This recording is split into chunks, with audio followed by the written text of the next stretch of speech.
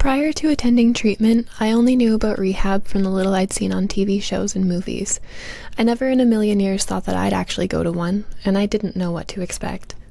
It's commonplace for me now to relay memories from rehab and make mention of, oh yeah, this one time in rehab. And I used to find it really comical that people were so taken aback by my flippant use of the word. The novelty of that is worn off, though, and I just don't really care at all anymore how people react. I feel lucky that rehab is part of my story. Initially, the concept of leaving my home to go to a center in the middle of nowhere in the forest outside of Salmon Arm and not have access to alcohol or my people, no idea what's coming except for the withdrawals that would surely come, and for God knows how long and to what extent, it was terrifying. I didn't even have time to feel angry surrounding the intervention and being sent to treatment because it happened so fast and I was so scared. I was prepared to go, as I had been aware of my problem with alcohol for a very long time, and I tried to get clean without help a number of times, as mentioned in my previous video.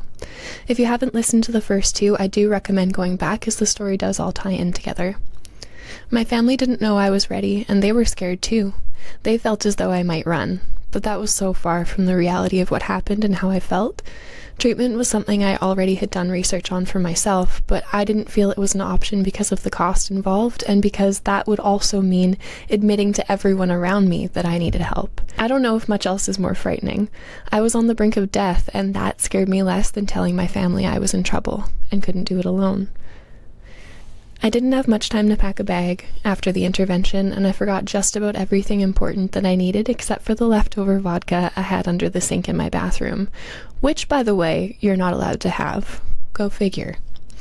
My sister Sarah drove me to the center, and on arrival, I went into a little office to answer some questions and fill out paperwork for my intake. The questions were hard to answer, not because I didn't know the answers, but because I didn't want to answer them. I admitted to having vodka in my bag and was thanked for my honesty. I knew my bags were going to be searched, so I figured why prolong the inevitable. I said goodbye to my sister and was led up to my room by a counselor. I went to sleep almost immediately, and apart from the occasional wake up by another counselor to check my blood pressure and drink some Gatorade, I slept for a solid couple days. The food they brought up for me was left untouched. It took a while for my appetite to come back. The withdrawals weren't as rough this time around. I was administered a couple medications to help with the tremors, and with the careful monitoring by the counselors, I finally felt safe, even in my discomfort. Day 3, I decided to venture out of my room and explore some of the center. I went outside for a bit of fresh air and found a wraparound deck that led me to the backyard area. It was stunning. It was this gorgeous forested sanctuary with a garden and a little sitting area on the deck. I sat down with one of the clients and we chatted. He was really kind, and I needed that. He had a stack of books and a binder in front of him, and I remember thinking, oh no, they expect me to study? Panic set into my already very jumbled brain. He briefly filled me in about step work and some of the reading that I'd be doing. Nothing felt rushed though, so I thought maybe it would be all right. I hate to admit that for some of treatment, my memory is a bit spotty. To be fair, before treatment, my memory was significantly worse, but there's a while after I'd gotten sober that I still struggled to remember all of the details. So for this day, I don't really remember how everything else happened. I do remember meeting all of the other clients, and I ate some food for the first time in a long time, and I went to my first AA meeting in town with everyone. I was scared and self-conscious, but I wasn't asked to share at my first meeting, which I felt very grateful for. The next few days, I started to get used to the pattern of waking up, having a shower, and going to group first thing. I started drinking coffee again, and I'd forgotten how much I love coffee. I shared in group the lurid details of my story, and for some reason, I was surprised by the shocked response of the other clients. No one could believe how close to death I'd been on multiple occasions. And I guess you get so used to your own story that you don't realize how crazy it might sound to other people. We would go for a break for a snack, come back for group exercises, break for lunch, and then go and do step work. In the evenings, we would go to meetings in town or listen to speaker tapes or go do group activities like mini golf or beach visits. We were encouraged to keep our rooms tidy and to do chores around the center. We all did our own laundry and rotated dishes and garbage. The consistency was nice. It was helpful in making us all feel a sense of stability our lives had been lacking for so long. The camaraderie I found in my new roommates/friends was nothing short of incredible as well. I made fast friends with everyone else in the center. It was co-ed and we all got along surprisingly well for a bunch of struggling people all detoxing and trying to fix our sad, angry, mixed up brains in one building together. We played games together in our free time. I got very good at crib. We would cry together and talk about our fears, talk about missing our families, why we did certain things, why we didn't do certain things. We leaned on each other a lot. It was the first time that I didn't feel completely alone in my addiction/recovery process, and this unity saved me. Knowing there were more people out there whose stories were like my own was comforting in a way I can't even begin to explain after so long drowning in depression, fighting suicidal ideation, and feeling utterly by myself. A mess, a disappointment, a waste. The more time I spent with these people, trading tales and receiving guidance and support from the counselors, the more I came to understand that while I may be a mess, I was not a disappointment or a waste. I began to believe that I had value, that I could be better, and I could get back to the person that I felt I was before my addiction took me down to rock bottom. Every day through our group exercises and step work, I had little light bulbs going on in my brain, and my alcoholism was making more sense. The more I understood it, the better I felt, and the more that I learned about myself and why I did the things I did, the more I thought I could get a handle on this issue that had evaded and destroyed me for so long. We spent time in nature, we meditated, we got our appetites back, we laughed together. A couple clients spent forever cleaning up an old volleyball court, and we played volleyball and badminton. We took off for hikes and walks after dinner. They even let me put horror movies on sometimes in the evening.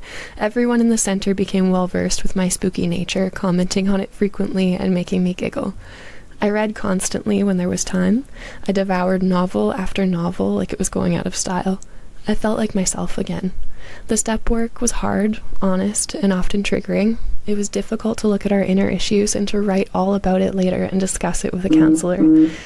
It was work, but recovery is work. And this was just providing a small taste of what is involved to get sober and to remain sober. The work is important, and it isn't fun to do, but it is rewarding and necessary. We celebrated one another every time each of us hit a milestone in our step work. We celebrated every person who had their treatment birthday and got to go home. It was sad saying goodbye, but it was a sweet reminder that all of us would get to return home once we were finished with our stay. This, too, was scary. The concept of going back home outside of the sanctuary that was the treatment center, surrounded by support and away from everything that could easily trigger us, from the freedom to do exactly what we want, including going to a liquor store. When you look at the percentage of people who stay sober coming out of treatment, it's not comforting. You have to want it. You have to do it for yourself, and you have to continually work at it, and you have to find things that work for you to maintain it. It takes discipline, and you need to be willing. So yeah, it's scary. It's worth it though, just saying. My treatment birthday came, and we had tacos for dinner and baklava for dessert because the cook at the center was the absolute best. We all said our goodbyes in group. I hugged everyone crazy tight, and my parents picked me up and took me home. It was an adjustment for sure. I'll expand on that in another video, but in general, it was really good to be home. I didn't work right away, and I went to multiple meetings each week. I started to get to know the local recovery community and make connections in Oak Falls, Naramata, Summerland, and Penticton. Treatment prepared me for this. It gave me a solid foundation of recovery to work from and build on. It gave me the confidence to keep pursuing my own path of sobriety and tools I could use in times of struggle. It gave me new, awesome friends who were all in the same boat as myself, and while we don't talk much these days and we're all living our own lives, I'll never forget the profound impact each and every single one of them had on me in their own ways. I have so many beautiful memories of treatment. I look back on the whole experience and it makes me smile. It was the first shred of light that shone in my life for years, stuck in the depths of the darkness and pain of my addiction. As always, what works for me may not work for you, and treatment is no different. Not everyone likes it or has great experiences with it. Not everyone gets the opportunity to go either. I count myself incredibly lucky, and I am truly grateful. I do recommend it 150% to anyone struggling and feeling alone, or if you've tried to quit on your own and several times and just can't do it. I think that many of us like to believe that we can take on the whole world without help, and maybe you can. But the majority of us can't, and it's okay to admit that and to get the support that you need. There is a stigma attached to addiction, recovery, and rehab, absolutely, but in my own experience, more people are impressed and proud of your recovery than disdainful. There is more acceptance than I ever hoped to imagine. Addiction affects so many people, and it is being more widely talked about now than it ever was. Please don't ever let the fear of judgment stop you from doing what you need to feel the same shred of light shine on you that I did when I entered treatment. You don't have to sit in the dark alone. We're all a little messed up, and thankfully, we're all in it together. I hope you all have a wonderful week ahead. Stay tuned for another one next Sunday. Etsy is linked in my channel bio and video description for those who'd like to take a look at what I have for sale. See y'all next time!